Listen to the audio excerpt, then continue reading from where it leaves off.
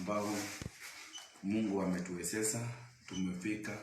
It's the first Sunday of the month of June, na ninashukuru Mungu sana wapendwa kwa ubali huu ambao Mungu ametuleta. Tunasema huyu Jehova ni Ebeneza, kwa sababu Mungu ametuongoza tangu mwezi wa 5 tarehe 3, the first Sunday of May, mpaka leo tarehe 6, it's the first Sunday in June. We have a reason to thank God, kwa sababu kwa upande wetu kama Wakristo, Mungu wetu amekuwa mwaminifu sana katika maisha yetu. Na Mungu huyo ametuongoza, ametulinda. Na kwa neema ya Mungu nataka nikalete neno, lakini kabla sijaleta neno, ninataka niombe pamoja nawe popote ulipo. Na ukijiunga pamoja nasi, naomba usitoke, kwa sababu ninajua ya kwamba neno ya leo ni ya baraka sana katika maisha yako.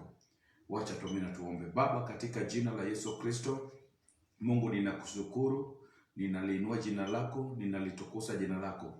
Pokea sifa na utukufu, kwa sababu umekuwa Mungu katika maishani mwetu. Wewe ndiye baba wetu, wewe ndiye Mungu ambaye anatupigania vita ambao sisi hatuwezi. Lakini ukiwa upande wetu Jehova, tunaliweza vita zote. Pokea sifa na utukufu, kwa sababu wewe ni Mungu. Ninapoanza kuleta ili neno Jehova, na kuomba ukapate kuanza pamoja nami, na ukaniunganisha Jehova na wale ambao watakaye sikiliza hili neno kupitia mtandaoni, na kuheshimu na kuabudu. Ni katika jina la Yesu Kristo nimeomba na nikiamini. Amen. Bwana Yesu asifiwe wapendwa. Kwa vile nimesema Mungu wetu ni Ebeneza katika maisha yetu. Kwa sababu kwa hakika ili tuone tarehe 7 mwezi wa 6, and the first week of the month of June, haikuwa ni jambo la kawaida, but kwa neema ya Mungu na kwa vile Mungu ametupigania, tasama tangu tupate hii janga la corona katika nation yetu, kwa njia moja ama njia nyingine, kuna relative wako wamepata hizi virusi. Kuna relative wangu wengine pengine kwa njia moja ama nyingine wamepata hizi virusi.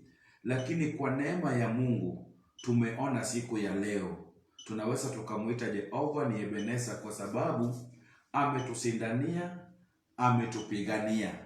Hata ingali bado tunamtarajia mengi sana kutoka kwa Mungu. Lakini nimekuja leo asubuhi nikukumbusha ya kwamba huyu Mungu ni mweza yote. Ujumbe ambao niko nayo siku ya leo, ninataka kuongea kuhusu vita ambao wana wa Israeli walikuwa nayo kati wao na Wafilistia. Na hiyo vita kwa hakika ilishinda wana wa Israeli mara nyingi sana. Kila wakati wakienda kupigana walikuwa wanashindwa kwa vita. Pengine kwa njia moja ama njia nyingine, mahali penye huko popote ulipo, kuna vita ambao imewahi kukushinda. Umejaribu kimaisha, haijaiwezekana. Inaweza kuwa ni vita za ndoa, inaweza kuwa ni vita za masomo kama wewe ni mwanarika. Kama saa hii kuna vita ya masomo, shule hakuna. Hiyo ni vita kali nation, kwa sababu kuna wama ambao walisajipanga. Kuna watu ambao walikuwa wanalipiwa karo ya shule na insurance, ambapo walikuwa na limit target ya mwaka huu ikiisha, hiyo karo itakuwa imeisha. But kwa sababu corona imekuja na vita ambapo imetushinda kwa njia yote, hata leo watu walikuwa wanatarajia sana president angeweza kufungua kanisa ili watu wapate kuenda. Lakini wanapotazama, wanapoangalia taifa, wanakuta hiyo ugonjwa inaongezeka. Wakasema wakati watakayefungua na carelessness ya watu, government wameona ya kwamba hiyo ugonjwa inaweza ikanea. Lakini kitu ambacho inanifurahisha, wakati mambo ni ngumu, Mungu anachukua usukani. Kwa mahali popote ambapo uko, kwa kila vita ambao imekushinda, leo nimekuja na neno la Bwana. Ninataka nikulinganisha na wana wa Israeli. In the book of Samuel chapter number 4 verse 2 tunapoanza somo. But nataka ukapate kunielewa step by step, ili ukapate kujua Mungu aliwasindania ama vita iliwashinda. Ndiyo maana nimekuja kwenye mtandao. Kwa hiyo situation ambao huko, ninajua ya kwamba Mungu yuko pamoja na wewe. Haijalishi ni vita gani ambao unapigana, but ukimwachia Mungu, Mungu mwenyewe atakaye kupigania. Ninaomba nikasome katika maandiko, na ninashukuru Mungu sana kwa wale ambao wananifuata kwenye mafundisho yetu. Kwa hakika mafundisho yetu ni mafundisho ambao mtu akichukua na weke katika roho yake, utaona ushindi wa Mungu katika maisha yako.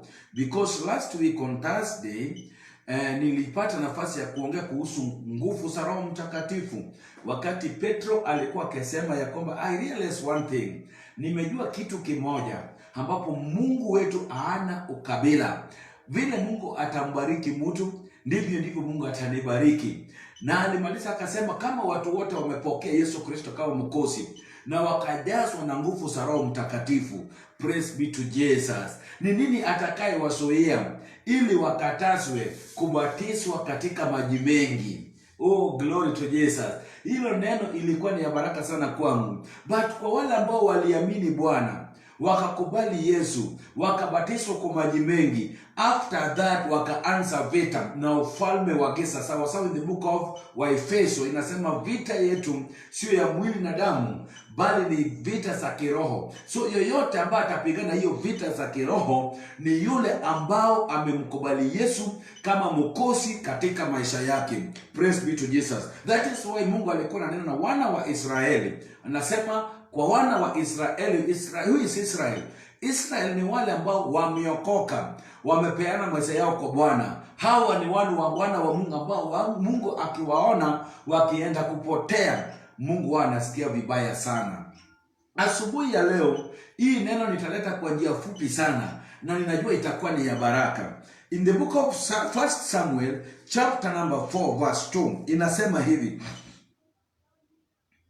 nao Wafilistia wakajipanga juu ya Israeli, na walipo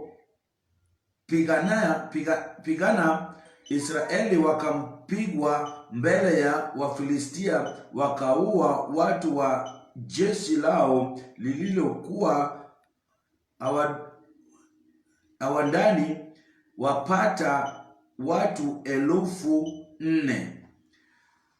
Biblia ya Bwana inasema kwa sauti ya Samuel, Biblia ya Bwana inasema wana wa Israeli wana wa Filistia walijipanga sana juu ya wana wa Israeli. Wacha leo niliselete hii ugonjwa ya corona kama ni Filistia ambao amekuja katika taifa letu na mambo yake. Biblia ya Bwana inasema wana wa Filistia walijipanga sana juu ya wana wa Israeli. Na Biblia ya Bwana inasema wakapigana na wana wa Israeli, wakapiga wana wa Israeli, wakaua idadi ya watu 4,000. I want you to get this very clearly. Wakaua wana wa Israeli, wanajeshi wa wana wa Israeli watu 4,000. Hiyo ni hatua ya kwanza. Waisraeli wameenda kwa vita kwa sababu ya changamoto ambao walikuwa nayo, na vita ikawashinda. Praise be to Jesus.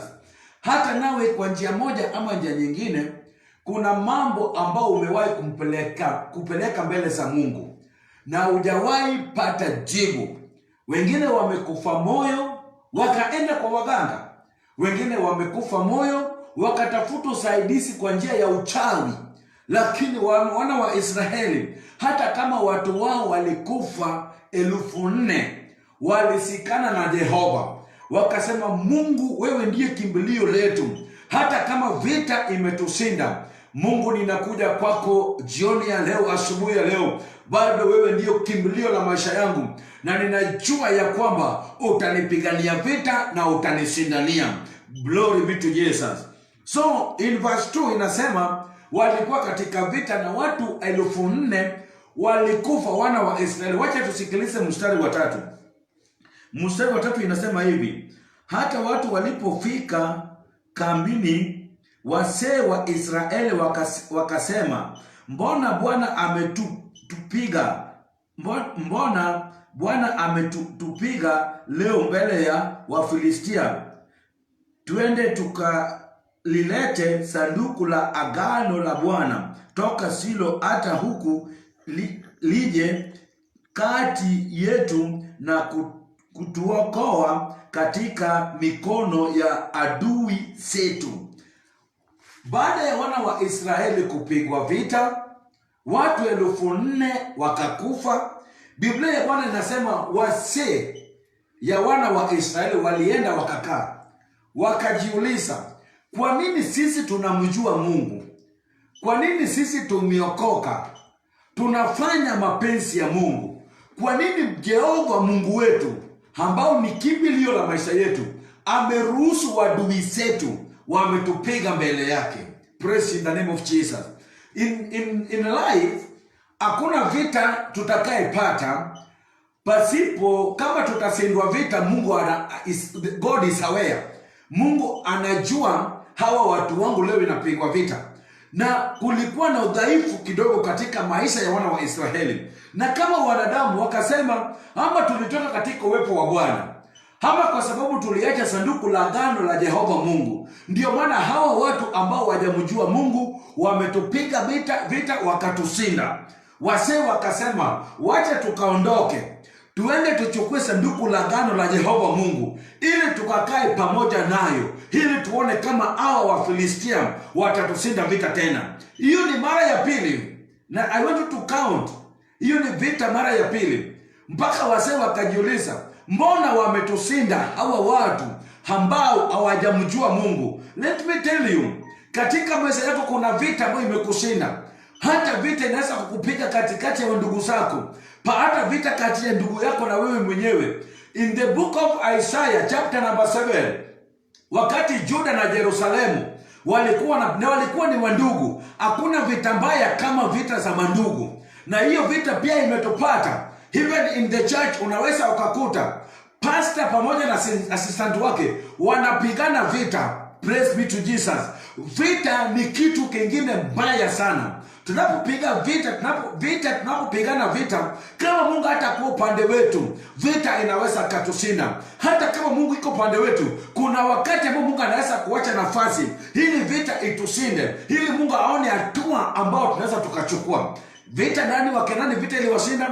Kwa sababu ndiko na Hezekia vita za ugonjwa ilimshinda, na Mungu akatuma malaika wake nabii, na malaika kwa nabii Isaya, nenda kwa Hezekia mwambie ataenda kukufa. Hiyo ni vita, but alikuwa anataka kuona hatua ambayo Hezekia angechukua katika vita ambao uko nayo in your family, katika vita ambao uko nayo katika kazi yako, vita ambao uko nayo kwa mahali penye unakaa, popote ambao unaenda, katika ndoa yako, katika hiyo relationship yote ambao unayo. Ni vita gani unaona imekushinda kwa muda mingi? But wana wa Israeli walishangaa wakasema, pengine kwa sababu tumeacha sanduku la agano, wacha tukaende tukachukue sanduku la agano tulete. Leo kwa neema ya Mungu ninataka nikafundisha hii neno kwa undani kabisa. Ninajua kwa sababu nimefundisha about the Holy Spirit of the Lord. Ninajua ya kwamba Roho ya Bwana atakayekuongoza ili ukapate kuelewa ni nini ninayefundisha. Ninafundisha juu ya vita ambayo inaweza shinda kila moja, hata mtu ambaye ameokoka vita inaweza kuja na ikusinde. In our nation of Kenya kuna vita za corona. Imagine corona imekuja kama vita ambayo imetulenga, but kuna vita zingine ambazo tulikuwa nayo. Tulikuwa na kansa ilikuwa inatusumbua, tulikuwa na ukimwi ilikuwa inatusumbua, tulikuwa na malaria, na hizo magonjwa zote zilikuwa upande wetu. Praise be to Jesus. But tuko na hizo vita imetokaba, tunajiuliza what can we do about this thing? But yet corona ikakuja tena in the nation. Vita imetushinda, vita imesinda taifa.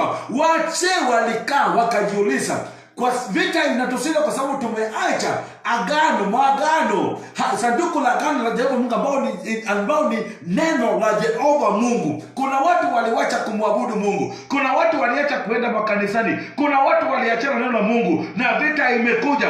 Wakati moja nifurahisha hapo, wakati watu ambao walimwacha Mungu vita iliwashinda. Wase haikuhesabika ni watu ambao waliokoka, hapo ilikuwa ni watu aina gani, but kitu ambao Biblia inasema wase cabinet wa viongozi wote wakakaa wakajiuliza, kwa nini Mungu ameleta vita kama hii na hii vita ikatushinda? Ama inawezekana, kuna uwezekano ya kwamba tuliacha sanduku la agano ambao ni neno la Jehova Mungu, tukaidharau hilo neno. Paulo anasema in the book of Corinthians chapter number 1 verse 17. Nimekuja na neno la Mungu verse 18. Ukianza 17 nasema nimekuja niwatangazie habari ya Yesu Kristo, yule ambaye alisulubishwa katika msalaba. Nimekuja nifundishe ili neno la Bwana iwe na usito, isiwe bure mbele za watu. Na akasema ya kwamba neno la msalaba hii ni upumbavu kwa wale ambao wanapotea, wale ambao wamedharau hilo neno, wale ambao wameona hilo neno haina maana katika maisha yao, ilikuwa ni upumbavu. Lakini Paulo anasema ni nguvu za Jehova Mungu kwa wale ambao wanakombolewa. Praise be to Jesus. Hallelujah. Ni wakati vita ilisema wana wa Israeli wakasema, ama tuliacha neno la Jehova, tumepooza neno la msalaba, ndio maana hilo neno haijakuwa na usito katika maisha yetu. That is why every situation tukipata na vita inatushinda. In your life, ni vita gani imekushinda katika maisha yako? Ni vita, na umeshawahi kaa chini na ujiulize kwa sababu gani ninapitia mambo kama haya? Waisraeli wase wakakaa wakajiuliza, inawezekano ya kwamba tumeacha sanduku la agano ambao ni neno la Mungu. Verse 4 inasema hivi. Hallelujah. Mstari wake wa 4 inasema hivi. Basi wakatuma watu kwenda Shilo, nao wakalileta toka huko sanduku la agano la Bwana wa majeshi, akae juu ya makarubi na Hofni na Fenesi, wana wawili wa Eli, walikuwepo huko pamoja na sanduku la agano la Mungu. Mstari wa 5, na sanduku la agano la Bwana na lilipoingia kambini, Israeli wote wakapiga kelele kwa sauti kuu, hata nchi ikavuma. Praise be to Jesus. Wakatumana wakapata wakina Eli. Hallelujah. Wana wawili wa Eli walikuwa huko pamoja na sanduku la agano, wakapatikana huko mahali neno la Mungu ilikwama. Wakapata watu wenye wangeweza kuregeza. Na wakati in verse 5 inasema, in verse 4 inasema, basi wakatuma watu kwenda Shilo. Walienda Shilo kuleta sanduku la agano ili wakae na neno la Mungu. Baada ya hilo sanduku la agano kukuja, verse 5 inasema, wakati wana wa Israeli waliona sanduku la agano la Jehova Mungu ambao ni neno la Mungu imewarudia, wakafurahia. Wakati walifurahia, wakaserekea. Baada ya kuserekea, wakapiga kelele na mayowe kwa sauti kubwa. Praise be to Jesus. Kwa sauti kubwa sana wakapiga kelele, wakashangilia. Verse 6 ambao sitasoma, Wafilistia walisemezana, ni nani atakayetuokoa? Ni nani atakayetuonekania? Hawa watu wamepata mamiungu wao, hawakujua hawa watu wamepokea neno la Bwana, wakakuwa na uoga. Kuna neno ambalo ikikuja kwako saa hii nikihubiri neno hili la Bwana, ukipokea utasagaza watu. Watu wanasema huyu mtu atakuwa mshindi. Praise be to Jesus. Lakini wacha niruke niseme in verse 7. In verse 7 nasema hivi. Mstari hiyo wa 6 unaweza sema katika wakati wako. Wafilistia wakaogopa, maana walisema, Mungu ameingia kambi wasema ile watu, kwani alijua jambo kama hili tangu hapo. Wana wa Filistia wakaogopa kwa sababu ya sauti ya sanduku la agano kuregea, kwa sababu ya sauti ya neno la Bwana kurudi katika Israeli. Praise be to Jesus. Wakati Israeli wamepokea neno la Mungu, wamekubali kutembea na Mungu, inaleta kushangaa kwa watu ambapo hawajamkubali Bwana, hawajamtii Jehova.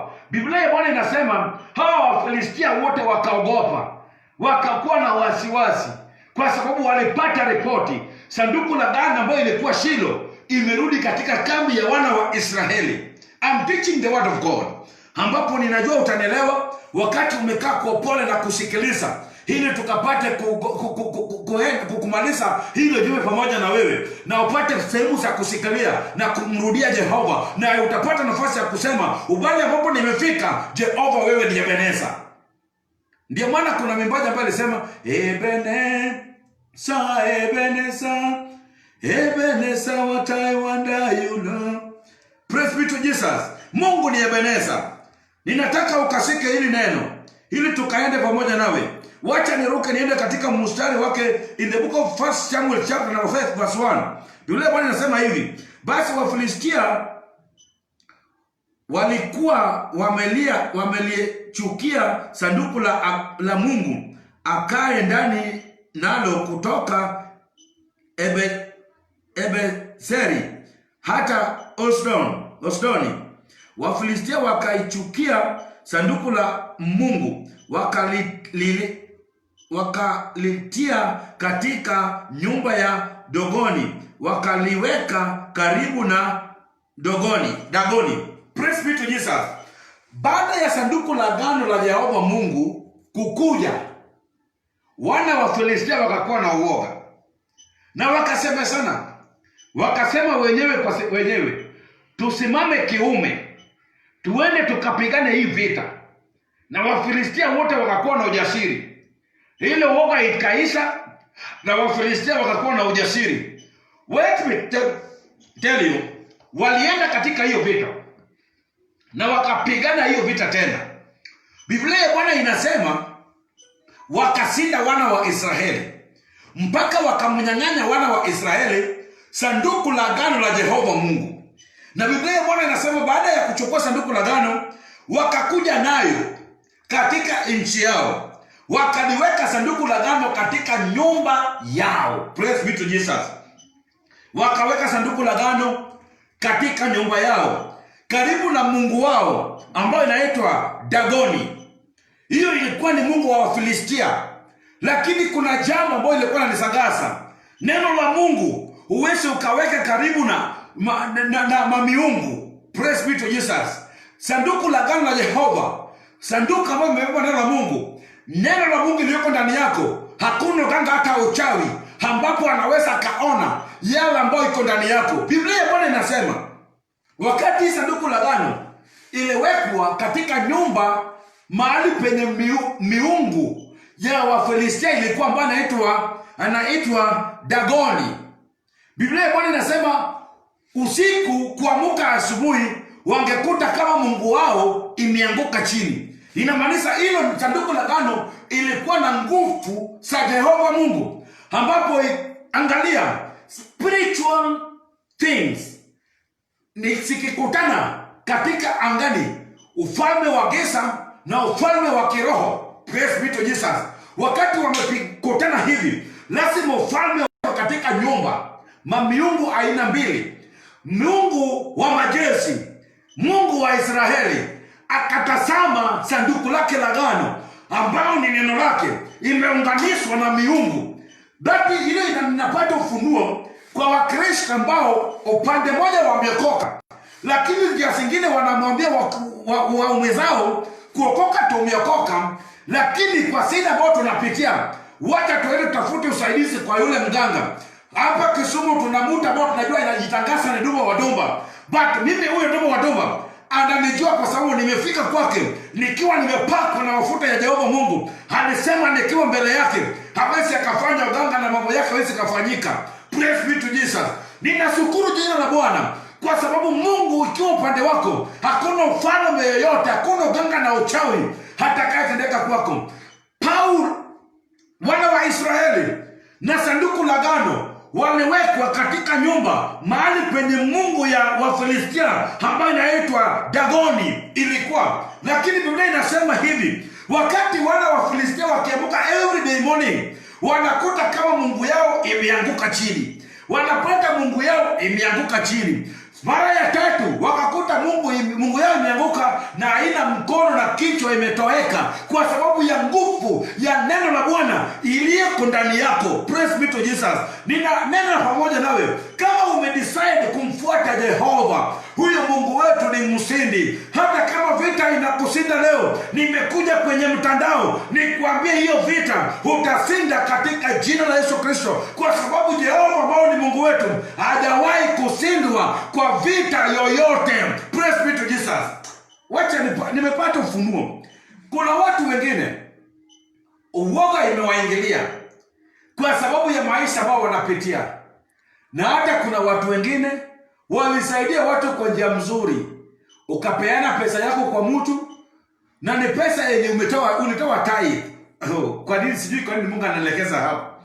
Pengine ulipata salary na ni kinga bora katika maisha yako ni kutoa tithe. Pesa yenye ulitoa tithe ukapeana kwa mtu, na huyo mtu amechukua hiyo pesa yako ameenda nayo kwa ganga. Ninakwambia hiyo ganga haitakupata, kwa sababu pesa yako imetakaswa, imesingirwa na Jehova Mungu. Iko na kinga ambao ni Yesu Kristo. Praise be to Jesus. Kwa sababu ulitoa sehemu ya Mungu. So wakati pesa ambayo imetoka katika madhabahu ya Bwana imeenda ikaunganishwa na pesa imetoka katika ufalme wa giza, ya ufalme wa giza itakuwa valueless katika jina la Yesu Kristo. That is why Biblia inasema wakati sanduku la agano ilikuja katika mkono ya Wafilistia, wakaweka katika nyumba penye waliweka miungu yao. Wanasema kila siku walikuwa wanakuta Mungu wao ikaanguka. Wakarudi wakasema ili sanduku la agano hatuwezi tukakaa nayo, hii ni kifo, itatumaliza. Mstari wa 7 inasema hivi, kwa hiari yako unaweza ukasoma in verse 5 hadi 7, verse 1, verse 2 hadi 7, ili upate vile hiyo sanduku lao, vile hiyo nini lao ilikuwa ikianguka kila wakati. Praise be to Jesus. Utapata vizuri sana, utayapata vizuri sana. Biblia ya Bwana inasema mstari wake wa 7 inasema hivi in verse 7, hilo somo ambalo nilikuwa nayo tu 5:7 inasema hivi, kisa hawa watu wa Asdodi walipoona ilivyokuwa, walisema hilo sanduku la Mungu wa Israeli alitakaa kwetu, kwa maana mkono wake ni nzito juu yetu na juu ya Dagon Mungu wetu. Praise be to Jesus. Wafilistia wakasemezana, wakasema ya kwamba hili sanduku la agano la Jehova Mungu alitakuwa katikati yetu. Kwa sababu gani? Kwa sababu wakarealize mkono yake ni nzito, anamaliza Mungu wetu ambao ni Dagon. Kuna watu ambao wako na miungu, na hizo miungu wamepea majina. Wana wa Filistia walipeana jina ya mungu yao, ilikuwa inaitwa Dagon. Lakini walikuja wakasema hatutakubali hii sanduku la agano la wana wa Israeli, ambao ni Mungu ya wana wa Israeli, ikae katikati yetu. Sisi hatujapeana maisha yetu kwa Bwana. Hili sanduku la agano hatatumaliza. Neno iliyoko ndani yako, hakuna wachawi na waganga watakaye kufuata. Watakutazama, watakutafuta kwenye kioo, watasema huyo amepakwa na damu ya Yesu Kristo, hatuwezi tukamfanyia chochote, itatumaliza. Glory be to Jesus. Kwa sababu kile ambacho unayo, hata kama leo you are down, lakini Jehova Mungu ako juu ya maisha yako. Praise be to Jesus. Wafilistia wakasema no, hatutakubali hii Mungu ya Waisraeli ikapatikane hapa. Dagon Mungu wetu hataisa, kwa sababu waliona mikono ilienda upande mwingine, wakaona miguu imeenda upande mwingine, kaona mapua imeenda upande mwingine, kaona kichwa imeenda. Wakasema sasa hatuna Mungu, na sisi hatujaamini kwa Mungu wa Israeli. Sisi tunayo Mungu wetu ambao tunamtumaini, ambao tunamkimbilia, ambao tunamtolea dhabihu. Praise be to Jesus. Kuna watu ambao wako na miungu. Ndio maana kwa mafundisho yangu kuna siku ambayo nilisema, katika nyumba ya watu wale ambao wamepata utajiri kwa njia ambayo sio ya Mungu, wametengeneza sehemu ya kuomba, wameweka madhabahu ya miungu yao, na hizo miungu zao wamepeana majina. Wamepeana majina. Kuna wanawaita vile wanataka. But mfano ambao ninaitumia kwa Wafilistia, Mungu yao walikuwa wanamuita Dagon. Praise be to Jesus. Na wakasema no, let me read to you again. Kisa hawa watu wa Asdodi Walipoona ilivyokuwa, walisema, hili sanduku la Mungu wa Israeli halitakaa kwetu, kwa maana mkono wake ni nzito juu yetu na juu ya Dagon Mungu wetu. Praise be to Jesus. Wakakaa wakasemezana, wakasema, Mungu ambao kina Pastor Morris wanahubiri, hatutakubaliana nayo. Mkono yake ni nzito juu yetu, anatumaliza. Unapokubali Mungu ambao ninamhubiri leo, hakuna mkono atakayekuwa juu yako, iwe ni ya uganga na ya uchawi, iwe ni ya ufalme ya giza, iwe ni ya madhabahu ya boma. Watasema mkono ya Bwana iliyoko juu ya maisha yako ni nzito kuliko miungu zao. Hawatakubali kukutendea chochote, hata kama watakutafuta katika runinga, hata kama watakutafuta katika njia gani, watafuta picha yako, utakuja, lakini wanapokutazama wataona mkono wa Jehova, watasema huyu, ile ambao iko juu yake ni nzito. Hivyo ni nation of Kenya, hii corona imekuja lakini mkono wa Bwana ni nzito juu ya corona, katika jina la Yesu Kristo. Tukimrudia Bwana, tumtafute Bwana, tuseme Mungu ndiye mweza yote katika hii janga la corona, mtaona mkono wa Bwana. Corona inaleta uoga kwa maisha ya watu. Mimi siku hizi kuna station zingine sasa nikafungua, ukifungua ni corona. But in the book of Samuel, wanaomwabudu miungu like corona, cancer, wakikupata, ninaponena sahihi, unapokubali neno langu hii, useme Mungu nimekuachilia kwako, kansa atasema mkono ambao iko juu ya huyo mtu sitakaa pamoja naye hata nimaliza, wacha nitoroke nimwache huru. Kuna kitu ambacho ukitenda, huyo Mungu wangu, Mungu ambao ninamhubiri, injili ambayo ninahubiri, yeyote atakayepokea, hakuna mkono ya uganga na uchawi atakayekupata.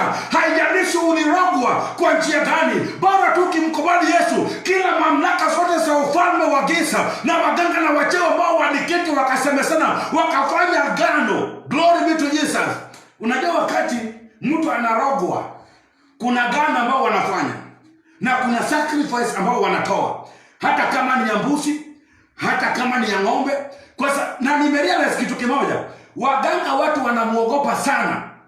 Wakisema aenda tafuta kuku blue, haleluya, ataenda kutafuta kuku ya blue, aina ya blue. Na mimi tangu nisaliwe sijawahi kuona kuku ya aina ya blue.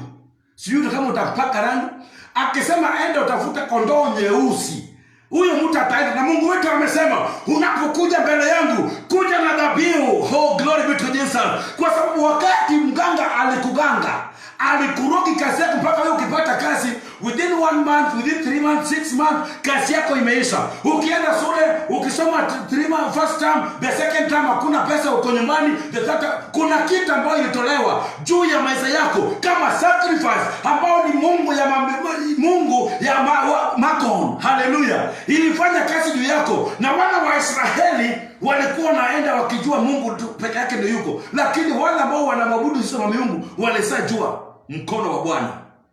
So maadui wako wamejua nguvu za Mungu wako, na wewe mwenyewe hujamtambua nguvu za Jehova. Na nini ukifanya, Mungu atakuokoa na mkono wa hiyo Mungu wa Dagon. Haleluya. Na ninasifurahi sana, walisema wakakaa wakasemezana, wakasema huyo Mungu, mkono wa Mungu wa Israeli, sanduku la agano, mkono wake, I want to get, wakasema ili sanduku la agano la wana wa Israeli haitakuwa kwetu, kwa sababu mkono ulio juu yake ni nzito juu ya Mungu wetu ambao ni Dagon. Haleluya. Mkono wake ni nzito. Haleluya. Unapokuwa katika Bwana, unapotembea katika njia za Bwana, nataka nikwambie mkono wa Bwana iko juu ya maisha yako. Hakuna uganga na uchawi itakayekupata ukiamini. Hii wiki ambayo imepita, nilikuwa, kwa sababu tuko kwa neema ya Mungu, kuna kanisa Bunga, nilisikia in my spirit nisimame kinyume cha kila madhabahu, kila mawafalme na mamiungu ambao watu wamesamisa pale Bunga. Within this week, attack ambao nilipata na spiritual level. Hallelujah. Na kwa sababu niliingia ndani ya Bwana, nikasimama nikiomba, nikasema Mungu, ninafunja kila magano sote, kila madhabahu sote by power in the blood of Jesus. Nikaona Mungu akatusindania, mpaka nikaona anga ikakuwa wazi, mbingu imefunguka juu ya kanisa letu Inobunga, in Jesus name. Ninaamini ya kwamba yoyote atakayofika mahali pale watakutana na mkono wa Jehova Mungu wa Israeli. Hata wale ambao unanipata asubuhi ya leo, ninataka ukutana na mkono wa Jehova Mungu. Ukiona ushindi, haijalishi umeshindwa miaka gani, but angalia, waadui wameanza kuona uzito wa Mungu wako. Ukimkubali Bwana, waadui wako wataanza kumuona uzito wa Jehova Mungu wako. Praise be to Jesus. Hilo neno linibariki sana. Wacha kwa niaba yako, kwa yari yako unaweza soma hiyo kitabu. Kwa sababu ya saa inaenda kwa haraka kidogo. Let me read the book of 1 Samuel chapter number 7 verse 3. Verse 3 inasema hivi. Inasema hivi wapendwa. Basi Samueli akamwambia nyumba yote ya Israeli, akasema, ikiwa mnamrudia Bwana kwa mioyo yenu yote, basi iondoleeni bali miungu mingine, nayo mkamregee yoyote yatokea kwenu, mkamtengeneze Bwana mioyo yenu, mkamtumikie yeye peke yake, naye atawaokoa katika mikono ya Wafilistia. Praise be to Jesus. Wana wa Israeli, hata kama hapo Wafilistia waliona mkono wa Bwana, ukisoma utayapata, nimeruka kwa sababu ya saa. Waisraeli waliona mkono wa Bwana na bado walishindwa. Mkono wa Bwana ilikuwa juu yao na bado walishindwa kwa sababu hawakujitolea, hawakumrudia Mungu kwa mioyo yao yote. Walijua sisi ni wana wa Mungu, Mungu atatupigania. So kitu ambao walibaki nayo manunguniko. Tunaomba tu atuone mkono wa Bwana. Tunaenda kanisani hakuna kitu kizuri tunaona. Sasa kazi ya wana wa Israeli ilikuwa ni ya kunungunika mbele zake Bwana. Walikuwa wakinungunika mpaka siku ambao walikaa pamoja, wakaketi na Samuel kama kiongozi yao. Praise be to Jesus. Wakakaa na Samuel, wakamwambia Samuel, tumemwona Bwana, hawa Wafilistia ambao hawajatahiriwa hawawezi wakatushinda vita. Kama kuna mahali penye tulikosea Bwana, tunaomba msamaha. Mungu atusamehe ili akatusindanie vita ambao imetupata. Kama ninanena pamoja nawe mahali penye uko, kwa njia moja ama njia nyingine, kuna vita imekushinda, but today nimeleta neno la toba juu ya maisha yako. Waisraeli wa Mungu alikuwa juu yao, mkono wa Bwana ilikuwa juu ya maisha yao, lakini bado walikuwa wanashinda tu vita. Wakakuja kwa mawazo yao. Biblia bado inasema wazo ikarudi ikakuwa sawa. Wakaenda kwa kiongozi ambao ni Samuel. Wakauliza Samueli, mbona tunashindwa vita hivi? Mbona hii vita inatushinda? Hata sanduku la agano tunayo, ambao mkono wa Bwana iko ndani yake, na mbona bado tunashindwa? Samuel akamwambia, mulitoka uso wa Bwana. Kwa sababu Samuel alikuwa kiongozi. Na wakamwambia Samuel, kama ni hivyo tuko tayari kumrudia Bwana. Samuel akamwambia, kama mnataka kumrudia Bwana, inamaanisha katika wana wa Israeli kuna wale ambao walikuwa wanamtumaini wa miungu. Ukisoma hiyo maandiko, sitaki kueleza kwa undani sana kwa sababu nitakupotelea, but I wish kama uko katika mji wa Kisumu ukuje kwa kanisa upate hii mafundisho kiundani. Glory be to Jesus. Hallelujah. Utayapata kiundani. Samuel, wana wa Israeli kuna wengine ambao walipagawa na mamiungu, walipagawa na mapepo, wangeenda katika njia zao, wakati wa vita ndio wanakuja pamoja, na Mungu hakutaka hiyo. Samuel akawaambia, lazima muachane na mamiungu ya mababu zenu, mkaekane na mamiungu yote, mkaache kila kitu ambao mlikuwa nayo kitambo, mkaache mawazo yenu ya kitambo, mkaache mafikira zenu za kitambo, na mkabaki katika mkono wa Bwana. Mtaona mkono wa Bwana iliyoko juu ya meza yenu ikifanya kazi. Glory be to Jesus. See verse 5, chapter number 5 verse 7. Wafilistia wanasema mkono wa Jehova Mungu ambao iko juu ya sanduku la agano ni nzito juu ya miungu zetu. Samuel anawaambia sasa, ili muone mkono wa Bwana ikifanya ndani yenu, Mwachane na mamiungu, mtoe mawazo ya samani, mbaki na mawazo ya Mungu, mkamfocus kwa Bwana, mkasema Mungu wewe ndio kimbilio letu, wewe ndio tegemeo letu, na mtaona mkono wa hiyo Bwana ikitenda kazi katika maisha yako. Hata wewe unaponiona, unaponisikiliza, ninataka uachane na mawazo yote ile ambayo inakupea stress. Toa, sema Mungu nimebaki kwako, nataka nikuone. Mkono wa Bwana na kuhakikishia hiko juu ya maisha yako. Ninapoenda kuomba nitaomba pamoja nawe, na utaona mkono wa Bwana katika maisha, kwa sababu Mungu ni mwaminifu. Mstari wa 4 ikasema hivi, wa 3, haleluya. Mstari wa 4 inasema hivi, ndipo wana wa Israeli wakaondoa Mabali na Mastoresi, wakamtumikia Bwana peke yake. Haleluya.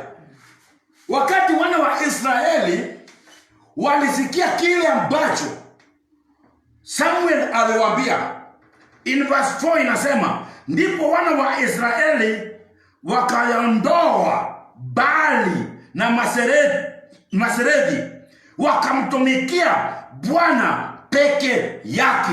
Hatua ya kwanza, wakatoa mamiungu yote ambao walikuwa nayo, wakabaki empty. Kama unataka kumtumikia Mungu, haleluya, hii kalamu iko na inki ya black, na nimedecide kuweka inki ya nyekundu. Siwezi nikaichanganya. Nitatoa inki ya black yote ya nje na nirudishe hii mdomo, ni feed red ink ndani yake, itaandika alama ya nyekundu. Praise God. Neno la Mungu, huwezi ukataka Mungu akusaidie na uko katika hali ya machanganyiko maalum. Upande mwingine uko kwa madevil worshiper, upande mwingine unahitaji Mungu. Samuel akamwambia wana wa Israeli, lazima mamuache mamiungu sote.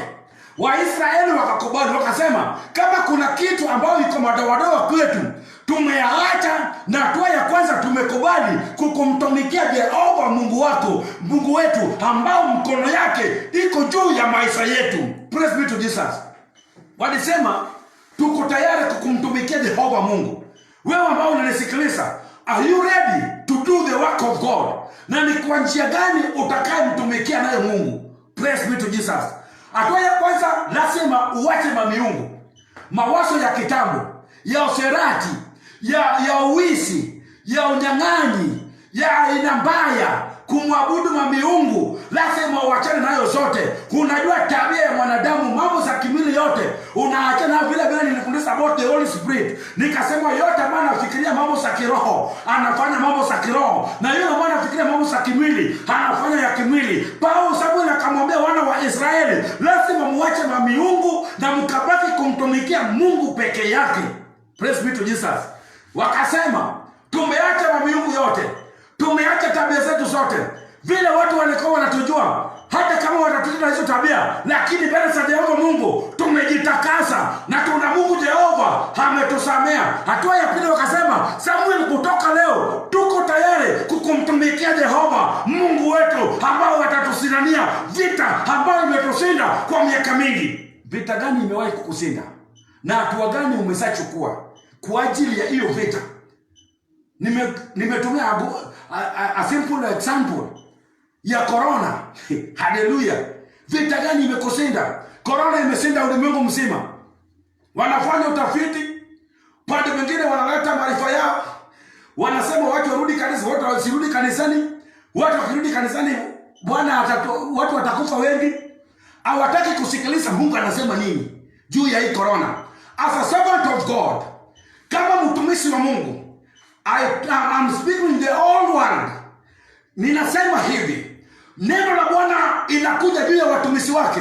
Ndio maana Samuel akaongoza wana wa Israeli, akawaambia kama mnataka mkaone mkono wa Bwana, ili mjue uwezo wa Jehova Mungu, lazima muache mawazo yenu kama wanadamu.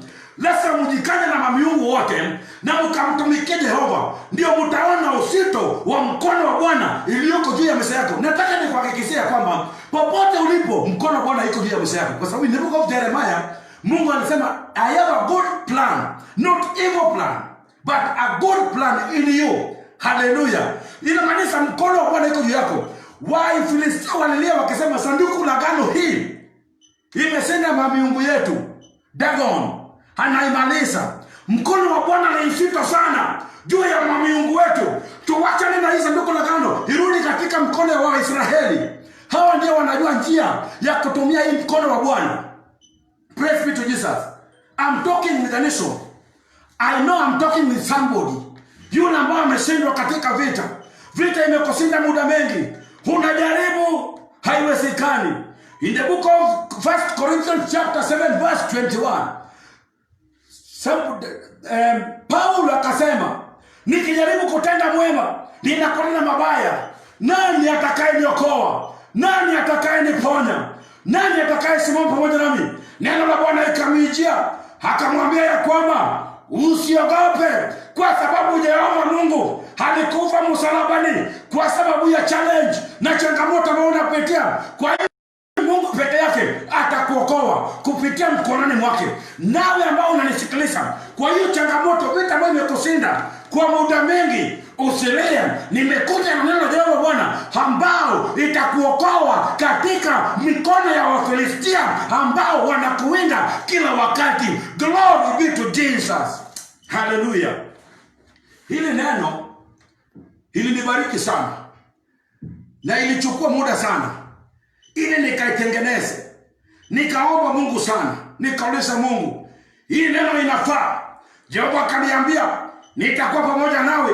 Nenda kupitia hilo neno, watu wangu watakombolewa kupitia hilo neno. Wana ambao wamenyanyaswa watainuka juu, kwa sababu mikono yangu iko juu ya maisha yao, lakini hawajajua hiyo mikono iko juu yao. Hatua ya kwanza, lazima waachane na miungu. Waisraeli wakasema kwa Samuel, tutaacha na miungu yote na tuko tayari kumtumikia Mungu.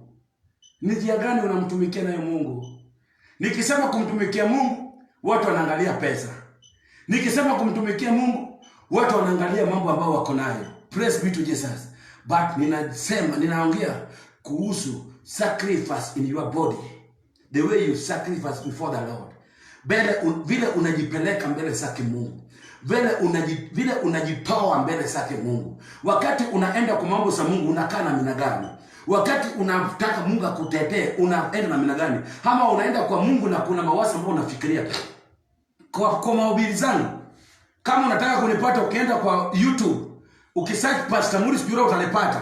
Kuna wakati ambao nilisema, haleluya, Mungu hawezi akakusaidia kama unaona uko na mjomba wako, uko na sangazi wako, uko na relative wako mwingine ambapo ukikosa kitu unaweza kumpigia simu akusaidie. Mungu atangoja mpaka wakati ukakaa baki peke yako. Mpaka ukitazama wajomba, ukitazama masangazi wako, ukitazama maangisi wako, hakuna, hata wewe umechoka na kuwapigia simu. Ukibaki kwa Mungu, sema Mungu, leo nimekutumaini. Hiyo ndio wakati ambao Jehova atakayejidhihirisha kwako na utakuwa na ushuhuda kwa yale ambao Mungu wangu amekutendea. Asubuhi ya leo unaponisikiliza, ninataka usipate hili neno kwa neema la Bwana. Kwa neema ya Bwana kuna kitu inatendeka katika anga za kiroho juu ya maisha yako, juu ya familia yako, juu ya jamii yenu. Kwa sababu gani? Kwa sababu Waisraeli walisema tuko tayari kumwacha mamiungu na kumtumikia Jehova Mungu wa peke yake. Hata leo unapoamua kupitia ile neno unasema, Pastor, nimepata neno langu siku ya leo, ninataka nikamtumikie Mungu, niko tayari ili Bwana take over in my life. Nimeteseka ya kutosha, enough is enough in my family. Pengine umeoleka, umekuwa tasa miaka 15, hujapata mtoto, imekuwa kama matusi katika familia. Hata mama ya bwana yako anakutusi mpaka anakuambia hataki ukae katika boma. But today I came with the word. Waisraeli walishindwa katika vita 12 times. Inamaanisha by 12 years. Every year walikuwa wanaenda kwa vita, wameshindwa. Wewe pengine mambo ya mtoto, every year unajaribu, haiwezekani. Umeenda kwa waganga, haijawezekana. Umeenda kwa hospitali, haijawezekana. Umebaki mpaka hata kama unatusiwa, unasema wacha tu walitusi, lakini Mungu ananijua. Leo nimekuja nikukumbusha ya kwamba kwa hakika Mungu ananijua, lakini kuna hatua ambapo Bwana anataka uamue. Useme nimeachana na miungu yote ambayo nilifanya ili nikapata huyu mtoto. Pengine ulifanya abortion wakati ulikuwa msichana, ulitoa mimba sana, au kudumisha wokovu. Ulikuwa unapata mimba unatoa ili usome. Pengine ulikuwa advice with your mom Hebu ukipata mimba enda ukatoe. Leo umeoleka, you have a problem with your family because you don't have a kid. Praise in the name of Jesus. Ndio maana nimekuja, lazima uachane na hizo zote. Ujikane mpaka utubu na useme Jehova, ninajua nilikosa mbele yako. Leo nimekubali kukutumikia. Baba, ukanishike mikono. Ninakuhakikishia, child of God, man of God, asubuhi ya leo utapata mtoto. Unajua watu wana mistake. All ladies ndio wanakoseka watoto. Hata wanaume pengine wanakoga weak kwa sababu walipea wasichana mimba wakiwa katika shule. Wakawa advise watoe hizo mimba kwa sababu hawangetaka aibu. Praise be to Jesus. Wale wasichana ambao mlikuwa nayo relationship kabla hujamjua neno la Mungu, hata kama hujajua neno la Mungu mpaka wa leo, you have a problem with your family. Unasema mke wako ni mbaya. Let me tell you, you are the wrong person, kwa sababu yale ambao ulitenda. Wao watoto wanalia, wanasema sasa anataka mtoto na sisi ametuua. Hata pesa ilitoka kwa mfuko yake ilienda ikatuua. Kwa hivyo hatapata watoto. Nimekuja nikwambie, unapoachana nazo sote na useme Mungu, leo nimekuja kwa sababu nataka nikuone. Child of God, you will receive your children in the name of Jesus, kwa sababu our God is a faithful God. Waisraeli walisema, haijalishi tumekosa kiasi gani, kitu ambacho tumejua Samuel, tunakuja kwa Bwana na kukumtumikia Mungu, na Mungu ambao ninamhubiri nimeona akitenda. Hata leo unapoamini, Mungu huyo atakutendea katika jina la Yesu Kristo. In verse 5 Samuel akasema, wakasanyeni Israeli wote Mispa, nami nitawaombea nanyi kwa Bwana. Akamwambia wana wa Israeli, Waisraeli wote wakuje, wanaojiona wamefanya dhambi wakuje, wale ambao wanaona wako kando wakuje, wale ambao wameshindwa vita wakuje. Na Samuel akasema, nitawaombea Jehova Mungu. Nami pia ninatangaza kwenye mtandao, kwa changamoto yote ambayo unayo, nyosha mkono yako kwenye mtandao, nami nitakuombea kama mtumishi wa Bwana. Utapata destiny yako katika jina la Yesu Kristo. Mstari wa 7 inasema hivi, wa 6, wakakusanyika huko Mispa, wakateka maji na kunyomini mbele za Bwana. Wakafunga siku ile, wakasema, huku tumefanyia Bwana dhambi. Samueli akawaambia wana wa Israeli huko Mispa. Bwana asifiwe sana. Wana wa Israeli wakasanyika pamoja, wakasema, huku ndiye mahali penye tulikuwa tukitenda dhambi. Samueli akawaambia, haijalishi hiyo dhambi mlifanya gani wapi, kile ambacho ninajua, Mungu wangu atawaokoa, Mungu wangu atawapigania. Mstari wa 7, ninaenda kwa haraka kidogo sababu ya sana. Hata Wafilistia waliposikia ya kuwa wana wa Israeli wamekusanyika huko Mispa, Wafilistia walipoenda juu ili kupigana na Israeli, na wana wa Israeli waliposikia wakaogopa Wafilistia. Wakati wazee wa wana wa Filistia walipata report ya kwamba hao wana wa Israeli wametubu, wamemrudia Mungu wao, sasa mkono wa Bwana ilikuwa juu yao. Biblia ya Bwana inasema waliandaa kuenda kupigana wana wa Israeli. Na kwa sababu in life, kitu ambayo imekushinda muda mengi, vita ambayo umepigana nayo, na every time ukienda kupiga hiyo vita inakushinda tu. Adui inakushinda tu. Ukijaribu inakushinda. Mkasanyika pamoja, wakati umekata kauli, tutaenda mbele za Jehova, tutamtumikia Mungu wetu. Biblia ya Bwana inasema Wafilistia wanaposikia hiyo, wakasema, hao wana wa Israeli tuliwashinda, hata wakati tulijua ya kwamba mkono wa Bwana ilikuwa juu yao. Kumbe hawakujua ya kwamba ile wakati ambao walipata ufunuo mkono wa Bwana ilikuwa juu yao. Glory be to Jesus. Hawakukuwa wamejikanya na mamiungu, hawakukubali kumtumikia Mungu. But round nyingine ambao ni vita mara ya 11, glory be to Jesus, wakakuja kwa wana wa Israeli. Na wana wa Israeli kwa sababu hawakujua ya kwamba Mungu sasa iko juu ya maisha yao, kwa sababu wameshakubali kumtumikia Mungu, wameshatubu dhambi zao zote, wamebaki mbele zake Jehova. Hawakujua ya kwamba mkono wa Jehova Mungu iko juu yao. Biblia ya Bwana inasema wakaogopa. Ninajua hata ninaponena saa hii nikisema unaweza pata mtoto, unaweza ukaogopa. Ukitazama yale ambayo ulifanya, unasema nini nitakayefanya nipate mtoto leo? But nimekuja nikukumbushe, Samuel akamwambia wana wa Israeli, lazima mkaachane na mamiungu wote, mkabaki mkamwabudu. Na wakakiri mamiungu zote, wakaachana na wakatubu, wakasema kutoka leo tutamwabudu Jehova Mungu, tutamtumikia Jehova Mungu. Mkono wa Bwana ikakuwa juu yao. Wakati walisikia vita wakaogopa. Kwa njia moja ama njia nyingine, hiyo vita imekushinda mpaka sasa hauna tumaini. Unasema kile ambacho imebaki kwangu ni kukufa tu. Yale ambayo inatendeka kwako inakushangaza. Ninaongea na mtu ambaye anachukulia manani neno la Mungu. Yule ambaye anaona neno la Mungu inaweza kumsaidia. Nimekuja na ile ujumbe. Hata wana wa Israeli walienda katika vita miaka 12, but kwa neema ya Jehova Mungu aliwashindia vita. Wakati wa Filistia walisikia wana wa Israeli wamesanyika mahali, I don't know if I am talking with somebody. Vita inaweza kukushinda mpaka ukufe moyo. Useme jameni, kwa nini mimi ndio inatendeka hivi? Kwa nini? Gideon pia aliuliza, kama Mungu alikuwa pamoja nami, mbona tumeteseka? Wewe unaweza ukajiuliza, kama mkono ya Bwana iko juu yangu, mbona nimepitia haya? But nimekuja nikukumbushe, tayari walimrudia Bwana. Sasa mkono wa Bwana iko juu yako na ya kutenda kazi katika maisha yako. Biblia ya Bwana inasema verse 7, Waisraeli wakaogopa sana. Mstari wake wa 8, wana wa Israeli wakamwambia Samueli, usiache kumlilia Bwana Mungu wetu kwa ajili yetu, kwamba atuokoe na mikono ya Wafilistia. Wana wa Israeli wakati waligundua wema wa Mungu wakamwendea Samueli, wakamwambia Samueli, hawa watu wametushinda mara nyingi, kila wakati wanatushinda vita.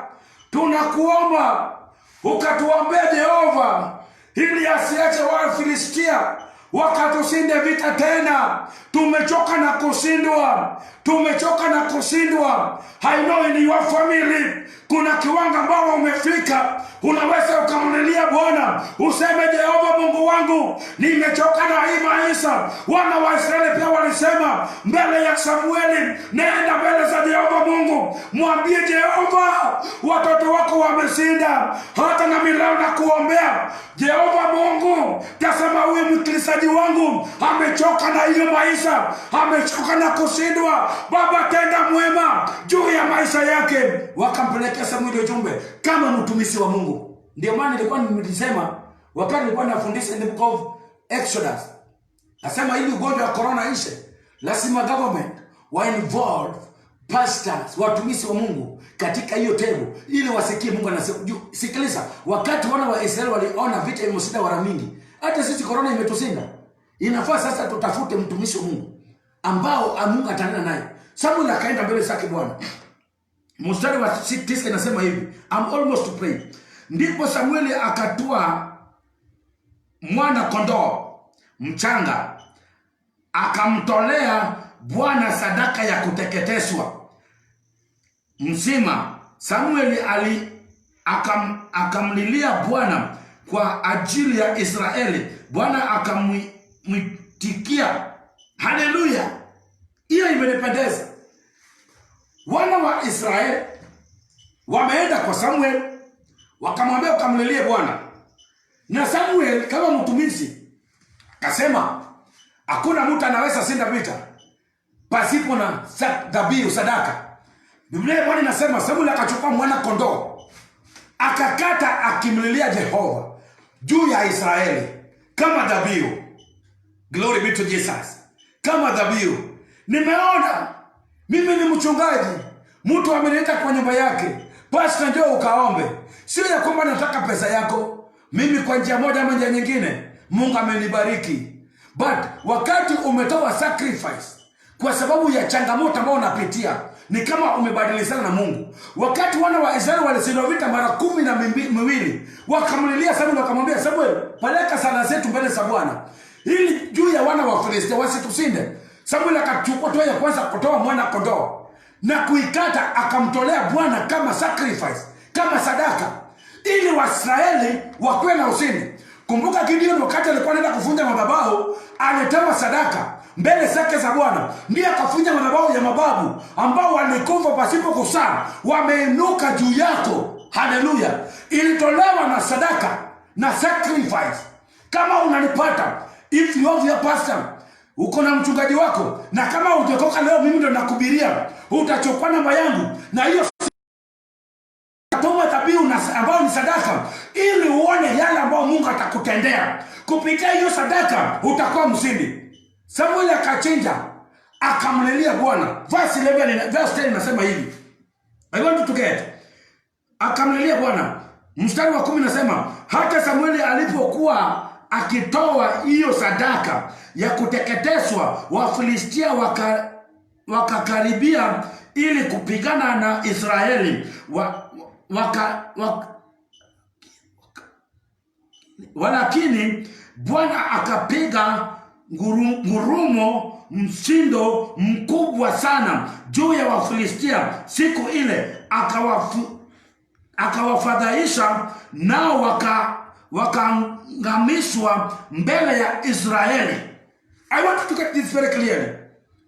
Samuel wakati alipeleka ile sadaka, Biblia ya Bwana inasema hata Samuel alipokuwa akitoa hiyo sadaka ya kuteketezwa, Wafilistia wakakaribia ili kupigana na Israeli.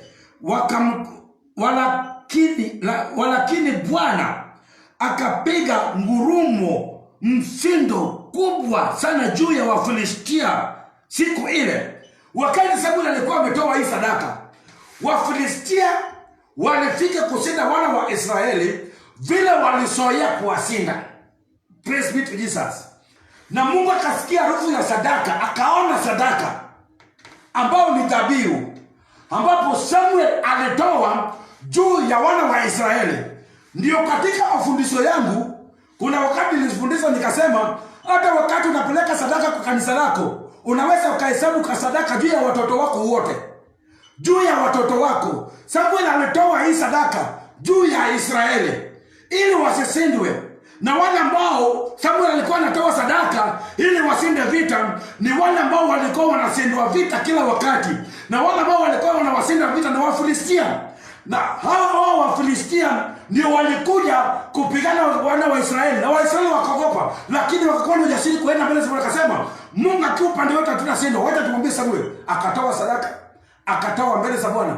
Biblia ya Bwana inasema wakati walifika, Mungu, haleluya, Mungu wa Israeli akapiga ngurumo, mshindo mkubwa sana juu ya Wafilistia.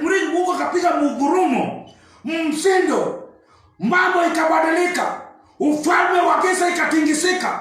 Yoyote ambaye ilikuwa inakuwinda ikasikia nguvu za Bwana, kwa sababu wanalia wakisema mkono wa Bwana ni mzito. Kwa sababu ya sadaka ya dhabihu, Mungu akasuka ngurumo yake juu ya Wafilistia. Leo nimekuja nikwambie, Wafilistia wote ambao wamekuwinda kwa njia moja ama njia nyingine, hawatapata nafasi tena ya kusimama mbele yako, kwa sababu ngurumo za Jehova Mungu, mshindo kubwa, haijalishi wamekwenda katika kona gani. But what Bible tells me, wakati Mungu alisikia harufu ya sadaka, akasuka kati ya wana wa Israeli na Wafilistia. Na hawakuona wana wa Filistia wa Israeli, hawakuona. Kuna sehemu penye nasema walipigana wenyewe kwa wenyewe, kwa sababu nguvu za Jehova ilisuka. Waganga wote, wachawi wote, kila madhabahu hiwe ni aina gani ambayo inakurudisha nyuma, hawatakuona, kwa sababu Jehova Mungu atasuka. Na kile ambacho ilimsababisha Mungu asuke ni sadaka, dhabihu. Kile ambacho Mungu ilifanya Mungu akuje, si mara nyingi walikuwa wakiomba. Kuna mambo ambao hatuwezi tukatoa with prayer and fasting. Kuna mambo ambao hawezi tukatoa na kusikiliza tu neno. Kuna mambo ambayo hawezi katoweka mbele yako na kuomba tu na kuenda kanisa mpaka unanungunika, unasema mimi naomba kanisa na sijaona mafanikio. No, kuna madhabahu, kuna mambo ambayo lazima utoe sacrifice, kitu ambayo inakugusa kidogo, ukitoa mbele za Bwana. Wakati Samuel alikata hiyo mwana kondoo, Mungu akaona akiwa mbinguni, akaona sadaka. Biblia inasema Mungu akashuka kati ya Wafilistia na Waisraeli. Hawakuona Waisraeli. Biblia inasema walifagiliwa na wana wa Israeli kwa sababu ya sadaka. Sadaka yako itakuokoa. Dhabihu ambao unatoa. Unajua hata kuna watu wanatafuta kazi. The first day wanafanya agano na Mungu, wanasema Mungu, kama utanibariki nipate kazi, the first salary nitakutolea. Anasahau atoi. In the next 6 months kazi imeharibika. Sasa hiyo kazi ili rudi. Kwa sababu Mungu ndiye aliharibu. You have to give and a sacrifice ya kufungua njia zako, kwa sababu wewe mwenyewe ulijifunga. Kuna wengine ambao nilisema kwa mafundisho yangu, hata makahaba sio hiyo kazi yenye Mungu aliwaitia, lakini kuna madhabahu ambayo ilikuwa inalia juu yao. Wanasema unaendeleaje vizuri? Lazima wewe utoke katika ndoa yako uende ukafanya ukahaba, kwa sababu kuna watu ambao walikufa wakifanya ukahaba. Wanaona ukisimama na nyumba yako, nyumba imesimama imara, wanasema huyo hatakaa katika familia yake. But leo tumepata dawa, dhabihu. So kati sababu alitoa wana wa Israeli wakashinda. In verse 11, nao watu wa Israeli wakatoka Mispa, wakamfuata Wafilistia, wakampiga hata walipofika chini ya Bethkari. Waliwafuata, yani yule ambao alikuwa na ushindi juu yako, juu ya sadaka walifuatwa. Hebu sikiliza hapa. I want to pray now. Ndipo Samueli akatua jiwe na kulisimamisha kati ya Mispa na Seni, akiliita jina lake Ebeneza, ikasema hata sasa Bwana ametushindania. Glory be to Jesus. Samueli wakati aliona ushindi, aliona ushindi mkubwa, yale ambayo Mungu amewatendea, aliona baraka za Bwana, aliona kitu ambacho Mungu ametoa, akaweka alama. Biblia Bwana inasema alitoa jiwe akasimamisha kati ya Mispa na Israeli, akaliita Ebeneza, maana yake mahali Jehova Mungu wa Israeli, Mungu wa Isaka, Mungu wa Shadraka, Meshaki na Abednego ametushindania vita. Tunamuita Ebeneza. Mahali Mungu amekushindania, unaliita aje na unagharamikia mahali Jehova amekushindania. Juu Samuel alichukua gold baada ya kutoa dhabihu, akachukua jiwe ambao ni ya thamani sana, akaisimamisha kama alama ya kuonyesha mahali Jehova Mungu amewashindania. Wacha nisome tena. Ndipo Samueli akatua jiwe na kulisimamisha kati ya Mispa na Seni, akaliita jina lake Ebeneza, akisema hata sasa Bwana ametushindania. Glory be to Jesus. Mali Mungu amekushindania. Umewahi kufanya nini? Ninajua umetoka mbali na unaenda mbali. Hata hiyo gonjwa ya corona imetutoa mbali na tunaenda mbali, na mahali penye tumefika ndiye mahali Jehova ametushindania. Utafanya nini mahali Jehova Mungu amekushindania? I want to pray with you.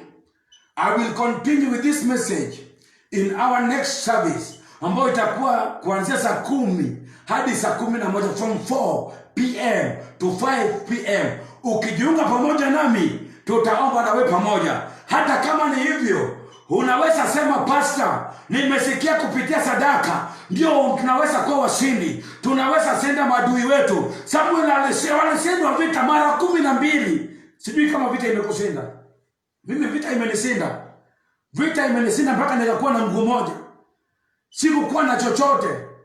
Nilisema kuna wakati vita ilitushinda katika boma letu, tungeweza kufuga ng'ombe. But kwa sababu nilijua kutoa sadaka ni kubadilishana na Mungu. Glory be to Jesus. Hallelujah.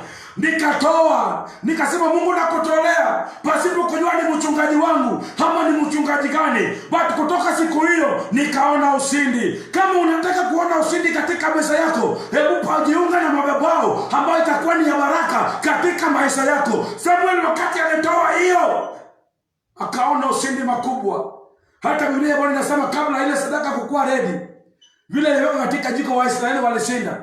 Kitu ambacho itasababisha Mungu usinde hiyo vita kwa haraka ni sadaka utakayetoa. Unapoungana na madhabahu ya Jehova Mungu, utaona ushindi wa Jehova katika maisha yako. Samuel alishinda kupitia sadaka, akailita pale Ebeneza, mahali Jehova ametusindania. Wewe mahali penye huko, ni nini unaita Ebeneza? Ni ushindi gani Jehova Mungu wetu amekusindania? Funga macho yako nikapate kuomba pamoja nawe. Kama hujaokoka, utarudia ili ombi nyuma yangu katika jina la Yesu Kristo. Sema, Bwana Yesu, nimekuja kwako, mimi ni mwenye dhambi, unisamehe makosa yangu, futa majina zangu katika kitabu cha mauti, andika majina zangu katika kitabu cha uzima. Asante sana Yesu, katika jina la Yesu Kristo nimeokoka nikiamini. I want to pray with you. Nataka niwe pamoja nawe, na roho ya Bwana inaniambia niachilie namba. Pengine umeguswa na hili neno, nasema nataka ni coordinate man of God. Unataka connect na hii madhabahu ya Bwana ambao umepata hili neno, ili ukapata kutoa sadaka. Namba hiyo ni 0723 47 11 15. 0723 47 11 15. Unaweza ukatoa sadaka ya challenges ambayo unapitia, ya vita ambayo unapitia, kwa sababu Samuel wakati alitoa aliona ushindi wa Bwana, akalita pale Ebeneza. Hata leo nakukitabiria utaliita hiyo shida mahali penye huko. Siku ya leo utakumbuka tarehe 7 mwezi wa 6 itakuwa ni siku yako ya Ebeneza katika mkono wako, kwa sababu hiyo ndiye siku ambao umemwona Bwana. Wakati nabii Hosea alikufa, Isaya akasema baada ya kufa cha Hosea nikamwona Mungu. Hata leo unapopokea hiyo jumbe utasimama na useme tarehe 7 mwezi wa 6, wakati corona aliweka watu kwa nyumba, nikapata mafundisho kutoka kwa mtumishi mmoja, nikatoa dhabihu, nikatoa sadaka ya kuconnect na hiyo madhabahu yake. Nimeona Bwana katika maisha yangu. Na wakuombea Baba, katika jina la Yesu Kristo, Mungu ninakushukuru, ninaliinua jina lako, ninatukuza jina lako. Wewe ni Mungu wa baraka, Mungu wa upendo. Asante sana Jehova kwa ajili ya wakilisaji wangu. Mungu ukawaguse, uwabariki kasi ya mikono wao, uwabariki wanapotoka na wanaporudi. Simama pamoja nao kwa sababu wewe ni Mungu. Na kuheshimu Jehova, ninakuabudu. Pokea sifa na utukufu kwa sababu wewe ni Bwana. Na kuheshimu Dadi, ninakuabudu, ninaliinua jina lako. Asante sana kwa sababu ya hili ujumbe ambao umenilipa. Na kushukuru, ninakuabudu, ninaliinua jina lako. Ni katika jina la Yesu Kristo nimeomba na nikiamini. Kama uko na sadaka yako ama fungu la 10, unaweza ukatuma. Sio mbaya ukituma, kwa sababu mimi ni mtumishi wa Mungu. Sio mbaya kama wewe ni mshirika wetu, ninakuomba utume sadaka katika jina la Yesu Kristo. Nataka niseme hivi, nataka kila mahali huko, kama wewe ni mshirika wetu, naomba ukapokea salamu za askofu wetu Bishop Pius Muiru. Ninapoongea naye alituma salamu sana kwa washirika wake wote. Pokea popote ulipo, na kwa neema ya Mungu, kama government atakayefungua kanisa, anytime utakayesikia hiyo kingele kanisa watu wanaenda, we are set, we are ready. Tunaenda kwa madhabahu ya Bwana na itakuwa ni ya baraka. Nimekuwa nikitangaza kila siku tuko na mradi ya ujenzi, na kama Mungu anaweza akakugusa, bado tunaweka tent na kuna maono ya kumjengea Bwana madhabahu. Unaweza ukajiunga pamoja nasi kwa njia yako, ili ukatoe mabati 1, 2, 3, 4, 5, 10, hata mabati 100, ili uconnect na hii madhabahu ya Bwana. Utaona baraka za Bwana. Utaita siku yenye umetoa sadaka kama siku ambayo ni Ebeneza katika maisha yako.